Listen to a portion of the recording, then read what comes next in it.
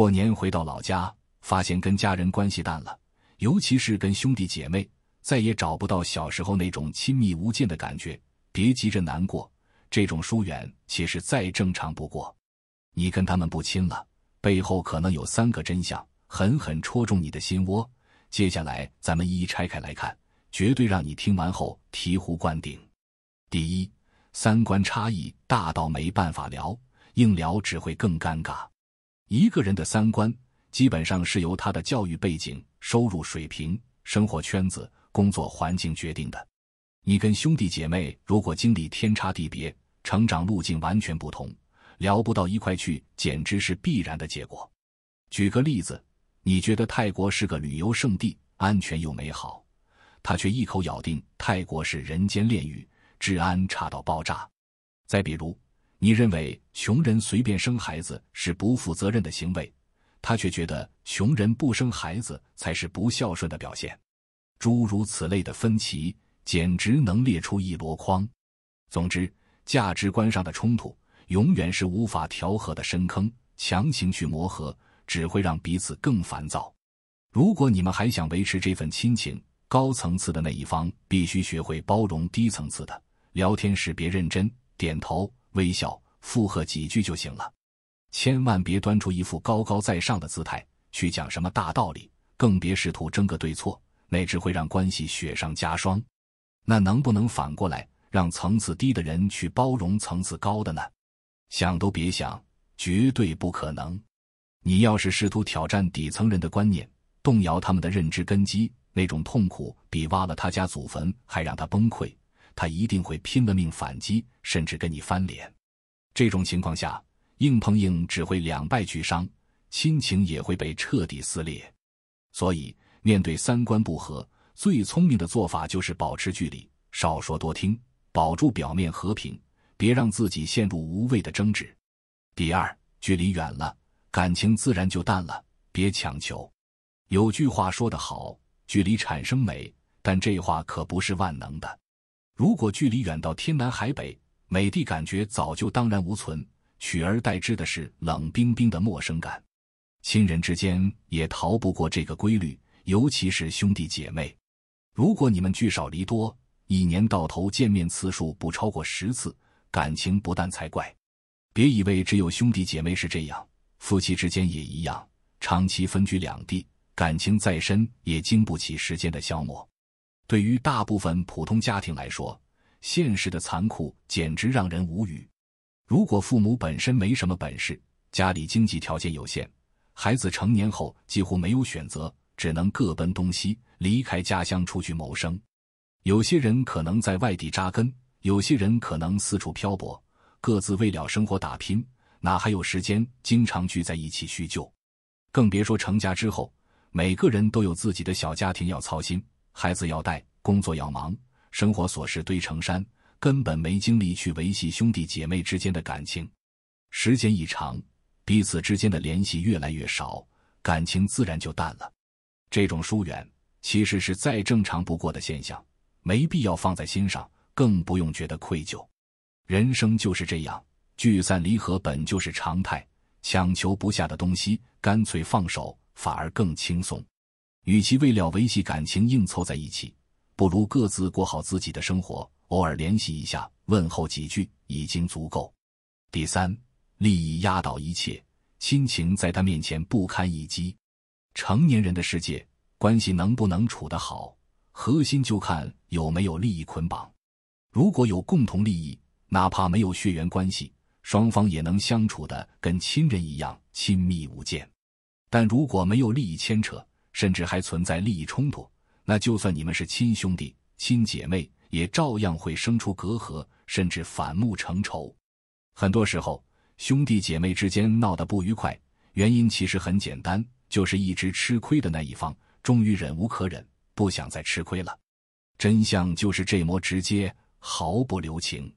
比如家里分财产时，有人觉得自己分得少，有人觉得自己出力多却没得到应有的回报，这种利益分配的不平衡迟早会让亲情崩盘。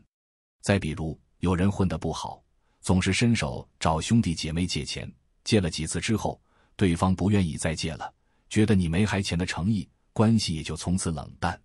所以，如果你在过年期间也遇到类似的情况，千万别觉得人心太险恶，世道太炎凉。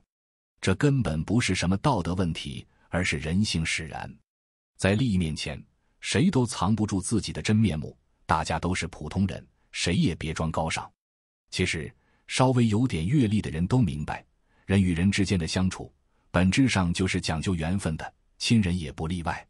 就像我在那篇《生命中不可强求的5件事》里写过的，如果你们注定亲缘浅薄，那就别硬往一块凑，强行聚在一起，只会让自己更难受。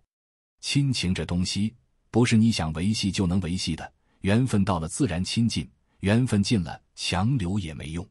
与其在这种关系里耗费心力，不如把精力放在真正值得的人和事上。最后再泼一盆冷水，戳破你的幻想。说到这里，我再跟大家说点更扎心的真相，保证让你听完后彻底清醒。很多人傻乎乎地以为兄弟姐妹之间相亲相爱是天经地义的真理，仿佛这是家庭的终极正义。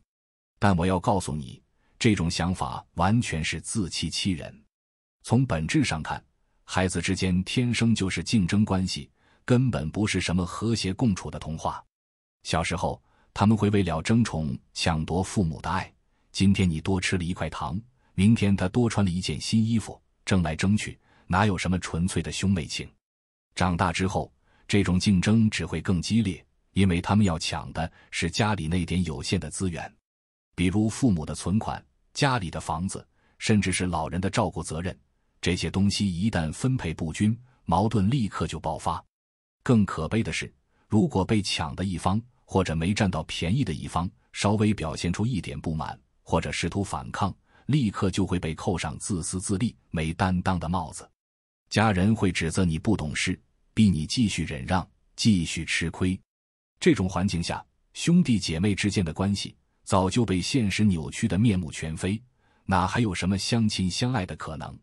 所以清醒一点吧，兄弟姐妹本质上就是独立的个体，没必要非得相亲相爱，更没必要把对方当成自己人生的支柱。除了血缘这层关系，你们之间能决定人生走向的重要因素，比如价值观、人生目标，根本没有多少交集。强行凑在一起，只会让彼此更痛苦。更扎心的是，你会发现，越是底层家庭，亲情越淡薄。因为在资源匮乏的环境下，生存压力让每个人都不得不优先考虑自己，亲情在这种情况下显得格外脆弱。反而是那些你后天选择的朋友，或者你精心挑选的伴侣，能真正陪你走更远的路。他们跟你没有血缘的束缚，却因为志同道合，相互扶持，走得比亲人更久远。